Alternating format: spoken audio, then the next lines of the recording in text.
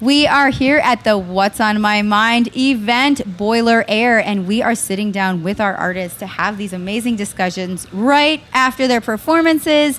So excited here. We have TONDEF, and you just got done. And so what's on your mind right now? What's on my mind? Honestly, it's kind of empty in a weird way. Like, it's in a good way because I just used my entire brain space to, operate on the decks and really execute. And I think that's a good thing. I just can't I can't think, I have just this Zen mode, I guess. That's totally fair. It feels good. Yeah, I guess it feels good. That's the emotion right now. Awesome. Is it like a kind of a flow state? How did you feel? Yeah. I would say it's like a flow state. It's similar. I've trained some combat sports in my day, and a similar feeling. Like when you kind of get the dust off, the first couple, you kind of get into that mode, and then it's hard to exit it. So I'll ride this high for 3-4 more hours, and then see what happens. That's amazing. I love to hear that. Now let's rewind it a little bit. Yeah. How do you feel about your performance? How did you feel being out there tonight? I felt great. I've been wanting a little bit of not that this is my event, but something where my skin's in the game. It's not just oh, he's opening for so-and-so artist. This is a top to bottom, everyone's on equal footing. It's a showcase event for all these different artists, all these different acts. So I liked that. I liked feeling like I had full range of control over what I was doing. Sometimes you get told, hey, be in this parameter, don't do this, don't do that. And I don't like to do that because I'm not just a DJ. I'm an artist. I make my own music. And I like to have full say and creative direction over what I do. 100%. It's all about what was on your mind. Exactly. And so what was on your mind when you created your mix tonight, or how did you go about that? I heard some break beats in there, which I love. Yeah, so. I love breaks, I think, because I'll get to the main question, but I used to listen to grime a lot in high school, and Skepta, Jamie, all those guys, and that drew me towards breaks later. When I started discovering my own sound, I love a break beat, so I try to incorporate that into any song I can.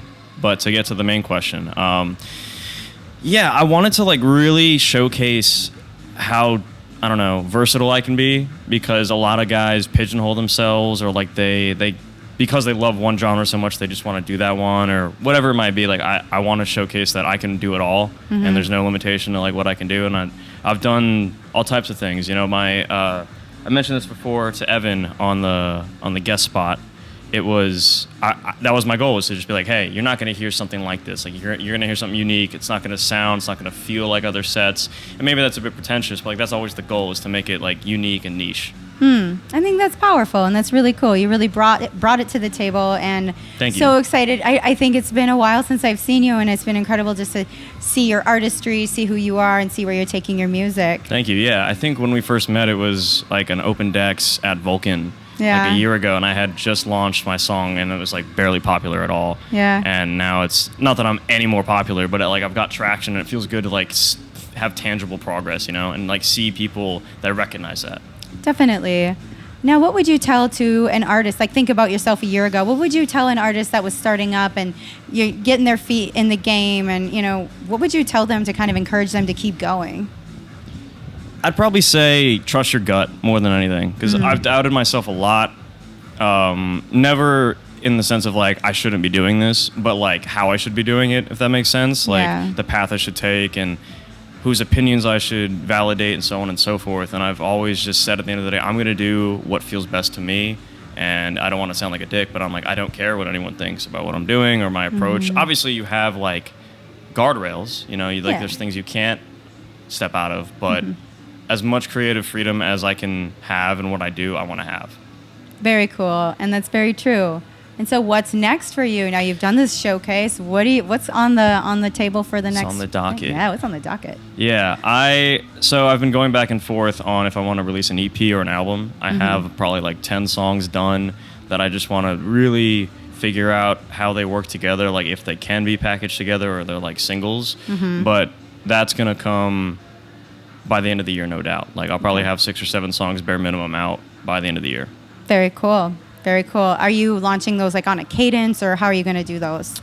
I think I'll make a decision after my next single, which drops in July. It's the last song of my set. Okay. Once I get that out and I test the reception to that one, then I'll go from there. Very cool. Love hearing that. And of course, how can people get connected with you and your music? Absolutely, yeah. It's my handle is TONDEF TONEDEF.wave on Instagram and TikTok. I don't have a Twitter just because I like to keep it simple. And you can DM me on Instagram and you can PM me on TikTok. I don't know what the alternative is. Comment, whatever. Yeah, TONEDEF.wave, and then on Spotify just TONEDEF.